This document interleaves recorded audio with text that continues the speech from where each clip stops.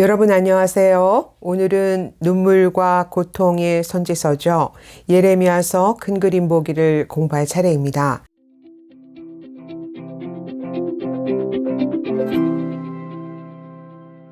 예레미야는 요시야 왕 13년에 소명을 받고 유다의 마지막 왕들인 여호아하스, 여호야김, 시드기야 시대를 다 지나서 유다가 멸망한 후 애굽에서 생을 마칠 때까지 40여 년의 긴 시간 동안 사역합니다. 유다의 몰락이 무르익고 있던 시기에 사역을 시작해서 자기 민족의 가장 비참한 마지막 순환사를 온몸으로 겪어야 했던 비운의 예언자죠. 그는 자신이 전해야 할 말씀 앞에서, 그리고 자기 민족의 재앙 앞에서, 돌이킬 줄 모르는 백성의 죄 앞에서 눈이 쇠해지고 마음이 병들도록 주야로 마르지 않는 눈물을 쏟아내며 목 놓아 울었던 눈물의 선지자입니다. 그는 평생 자신의 메시지와 싸워야 했고, 거짓 선지자들과 싸워야 했고, 끝내 회개하지 않는 백성의 굳은 마음과 싸워야 했습니다. 다가올 재앙의 상징으로 결혼하지 말라는 명령을 받기도 하고, 바벨론에 투항하라는 메시지를 전하기 위해서 포로 행장을 하고 목에 멍에를 매기도 하죠. 그가 파멸과 멸망, 바벨론에 투항하라 라는 메시지 때문에 당대의 모든 사람들에게 받은 비난과 박해와 핍박은 거의 이사야서 53장의 고난받는 종의 모습에 가깝습니다. 그 고통이 너무 커서 욥처럼 자신이 태어난 날을 저주하기도 하죠. 그러나 그는 끌려가고 묶이고 갇히고 구덩이에 던져지면서도 하나님의 말씀 외에는 누구에게도 정복당하지 않았던 뼛속까지 말씀에 사로잡힌 영적 전사였습니다. 예레미야서는 많은 사랑을 받는 책이지만 읽기 어려운 난제를 가진 책이기도 합니다. 우선 성경에서 가장 긴 책 중 하나죠. 절수로는 이사야서보다도 더 길어요. 양식과 자료도 아주 다양합니다. 예언, 설교, 예레미야의 자전적 정보, 역사 기록, 열방 신탁 등이 다 섞여 있습니다. 무엇보다 가장 큰 난제는 연대기적 순서가 뒤엉켜 있어서 시간 순서대로 연결이 안 된다는 것이죠. 왜 그런가? 예레미야가 들려준 말을 바룩이 대피라는 과정을 거쳤을 뿐 아니라 낭독되었다가 불태워지고 또다시 개정판이 나오는 순환을 겪으면서 고생을 많이 한 책이라 그렇습니다. 이사야서는 유다가 멸망하기 이전에 기록된 책이죠. 에스겔서는 아예 유다의 멸망이 기정사실화된 후에 기록된 책입니다. 그러나 예레미야서는 멸국의 경난기를 생생하게 몸으로 겪으면서 불에 그슬렸다가 겨우 살아남은 상처투성이의 책입니다. 처음부터 구성과 구조를 계획하고 기록된 책들과는 다를 수밖에 없는 것이죠. 예레미야서가 가장 많은 영향을 받은 책은 신명기입니다. 특히 예레미야서의 새 언약은 신명기 30장의 마음의 할례 사상과 깊이 연관되어 있습니다. 선지서 중에서는 호세아서와 가장 유사합니다. 성경적 배경은 열왕기하 22장부터 25장이니까요. 이때의 역사적 배경을 열왕기에서 참조하시면 됩니다. 예레미야서를 크게 두 덩어리로 나누면 1장부터 45장은 유다에 관한 말씀이고 46장부터 51장은 이방 나라들에 대한 열방 신탁입니다. 52장은 역사적인 부록이고요. 유다에 관한 말씀은 세 단계를 거치면서 선포되는데요. 1장부터 6장은 요시야 시대에 선포된 첫 단계의 메시지입니다. 아직 회개의 기회가 남아있을 때 죄를 회개하고 심판을 면하라고 호소하는 설교들이죠. 7장부터 39장은 여호야김부터 시드기야 시대까지 유다가 멸망하는 과정 속에서 선포된 두 번째 단계의 메시지입니다. 여기가 예레미야에게 가장 고통스러웠던 시기죠. 40장부터 45장은 유다가 멸망한 후 세 번째 단계의 역사 기록입니다. 그달랴 시대죠. 요시야 시대에 선포된 것으로 보이는 초기의 메시지들에는 끝까지 돌이키지 않는 백성들을 향한 예레미야와 하나님의 부서지고 상한 마음, 분노와 좌절, 슬픔과 고뇌가 함께 흘러갑니다. 예레미야는 자기 시대를 홀로 보는 자의 그 외로움과 아픔과 답답함으로 창자가 뒤틀리고 심장이 뛰는 고통을 느끼고 있습니다. 슬프고 아프다. 내 마음속이 아프고 내 마음이 답답하여 잠잠할 수 없으니 나의 심령이 나팔 소리와 전쟁의 경보를 들음이로다. 하나님은 배반당하고 외면당한 상처 입은 감정을 그대로 드러내시면서 배역한 백성들을 애타게 부르십니다. 내가 내 어릴 때의 광야 시절을 기억하고 신혼 때의 사랑을 기억하거늘 내가 너희에게 무엇을 잘못했기에 나를 버리고 떠났느냐. 어찌하여 생수의 근원인 나를 버리고 터진 웅덩이를 파느냐. 처녀가 어찌 폐물을 잊으며 신부가 어찌 예복을 잊겠느냐. 그러나 내 백성이 나를 잊은 날수는 셀 수가 없구나. 내가 귀한 포도나무로 심었거늘 어찌하여 이방 포도나무의 악한 가지가 되었느냐. 어찌하여 애굽으로 물을 마시러 가며 아수르로 강물을 마시러 가느냐. 어찌하여 다시는 주께로 돌아가지 않겠다 하느냐. 도대체 너희가 어쩌려고 이러느냐. 마음 가죽을 베고 내게로 돌아오라. 나는 내 남편이 아니냐. 배역한 자식들아 돌아오라. 내가 지식과 명철로 너희를 다시 양육하리라.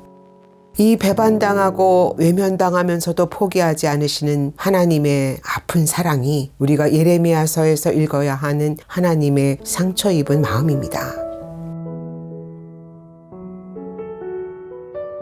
7장은 성전 설교로 유명한 본문이죠. 하나님은 예레미야에게 성전문에 서서 큰 소리로 이렇게 외치라고 명하십니다.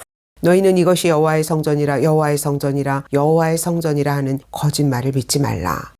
하나님은 성전이 유다를 종교적 기만에 빠뜨린 최대의 영적 장애물이 된 것을 보고 계십니다. 그들은 성전을 주신 하나님의 뜻과 정반대로 살면서도 성전이 건재하는 한 자신들의 안전과 축복이 보장된다고 믿고 미래를 낙관하고 있습니다. 이 설교의 결론은 너희가 믿고 있는 이 성전은 실로처럼 파괴된다라는 것입니다. 성전을 부패한 영혼을 가려주는 장신구로 만들어버린 그들의 종교적 기만에 가차없이 철퇴를 가한 것이죠. 예레미야의 성전 설교는 이 성전을 헐라라는 예수님의 성전 설교만큼이나 엄청난 충격과 파장을 일으킵니다. 두 번째 성전 설교 후에 예레미야는 즉시 체포되고 그를 죽이기 위한 대대적인 심리가 열리게 되죠. 11장부터 20장은 행위 예언이 집중적으로 나타나는 단락입니다.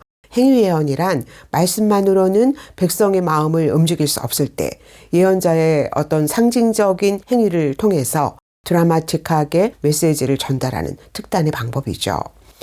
13장의 썩은 뱃띠 비유에서 하나님은 예레미야에게 허리띠를 사서 허리에 띠라고 명하십니다. 하나님과 그 백성이 연합하는 친밀한 사랑의 기쁨과 애착을 보여주는 상징 행위죠. 유다는 하나님이 몸에 두르시고 애지중지하셨던 보배로운 백성이었습니다. 그러나 하나님은 다시 예레미야에게 그 띠가 썩어서 쓸 수 없게 된 것을 보여주십니다. 하나님이 몸에 입으셨던 영광과 찬송의 띠가 우상숭배로 더럽혀져서 수치와 모욕만을 안겨주는 썩은 띠가 되어버린 것입니다. 결론은 하나님은 더 이상 썩은 뱃띠처럼 더럽혀진 백성을 허리에 두르실 수 없다라는 것입니다. 18장과 19장의 토기장이 비유에서 하나님은 예레미야에게 토기장이가 터진 토기로 다른 그릇을 만드는 것을 보게 하십니다. 그런데 뒷장에서 하나님은 예레미야에게 토기장의 옹기를 사서 모든 사람의 목전에서 그 옹기를 깨트리라고 명하십니다. 하나님은 터진 토기로도 다른 그릇을 만드신다. 그러나 딱딱하게 굳어진 채로 깨진 옹기는 다시 고쳤을 수 없다. 이것이 이 행위 예언의 결론입니다. 끝내 토기장이신 하나님께 돌아오지 않는 자들에게 극적인 충격 요법으로 최종적인 멸망을 선언하고 계신 것이죠.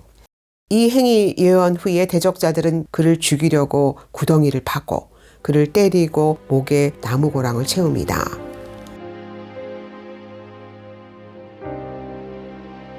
이때부터 예레미야는 바벨론에게 망한다, 바벨론에게 투항하라 라는 메시지를 집중적으로 선포하기 시작합니다. 더 충격적인 것은 너희가 70년 동안 바벨론 왕을 섬기리라 라는 메시지죠. 바로 이 시기가 예레미야가 가장 극심한 조롱과 핍박과 박해에 시달렸던 때입니다.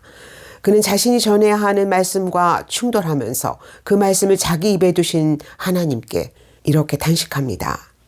내가 말할 때마다 파멸과 멸망을 선포하므로 여호와의 말씀으로 말미암아 내가 종일토록 치욕과 모욕거리가 되나이다.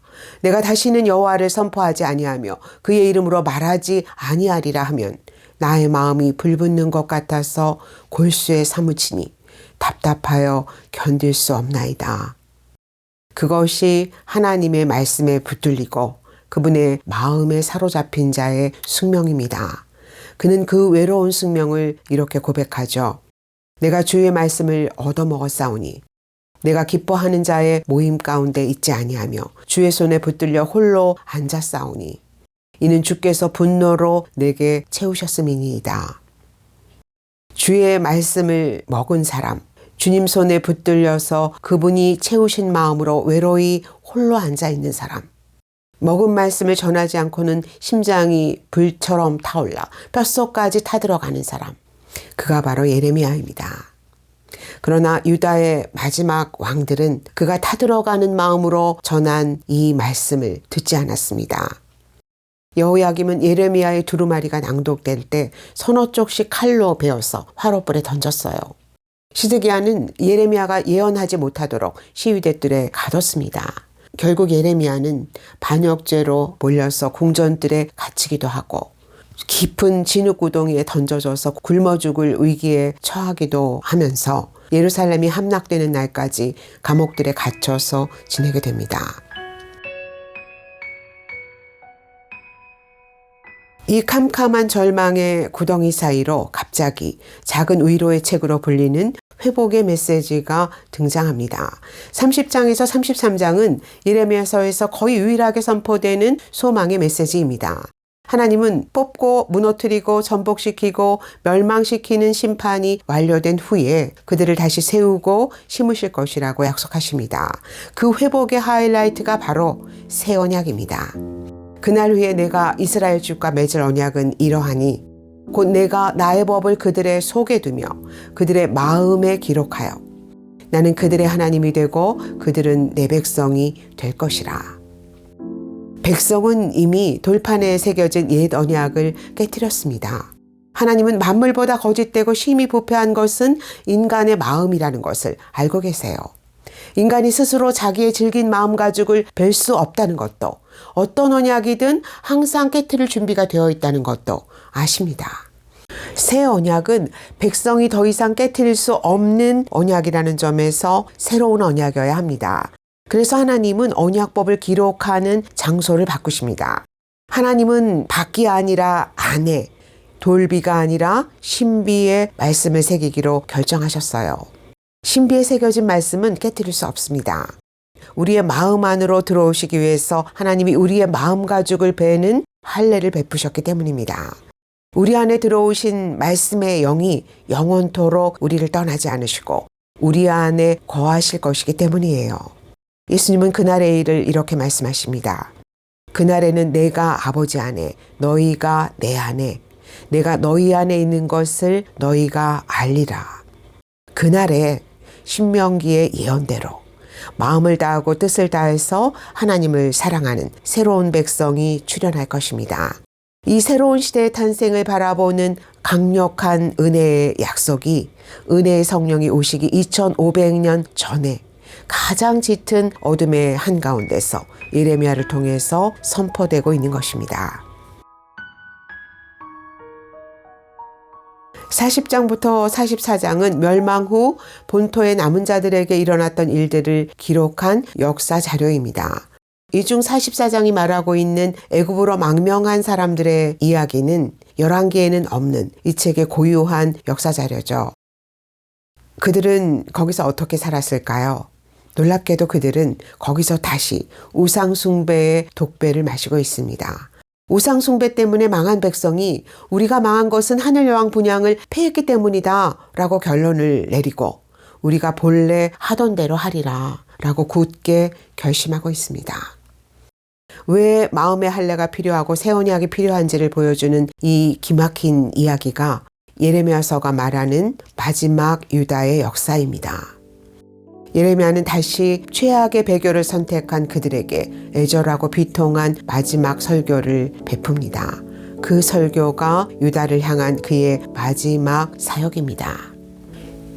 예레미야서는 서서히 죽어가면서도 죽어가는 것을 알지 못했던 비극적인 공동체의 이야기입니다. 그들은 죽어가면서도 끝까지 하나님께 돌아오지 않았습니다. 이 책은 하나님이 왜 세상을 이처럼 사랑하사 독생자를 주셨는지 문득 깨닫게 하는 책입니다. 우리가 하나님을 사랑한 게 아니라 하나님이 우리를 사랑하셨습니다. 우리가 우리의 죄를 해결한 게 아니라 하나님이 우리의 죄를 해결하셨어요. 우리는 하나님을 사랑할 능력이 없습니다. 우리는 죄를 해결할 능력이 없어요. 그래서 하나님이 독생자를 주시는 가장 아픈 사랑으로 우리의 죄를 껴안으셨습니다. 그분은 십자가에 달린 아들을 바라보시며 캄캄한 어둠에 얼굴을 가리고 우셨습니다. 창자가 뒤틀리는 고통을 느끼시면서 신음하셨습니다. 그 우시는 하나님, 신음하시는 하나님이 예레미야서의 하나님이십니다.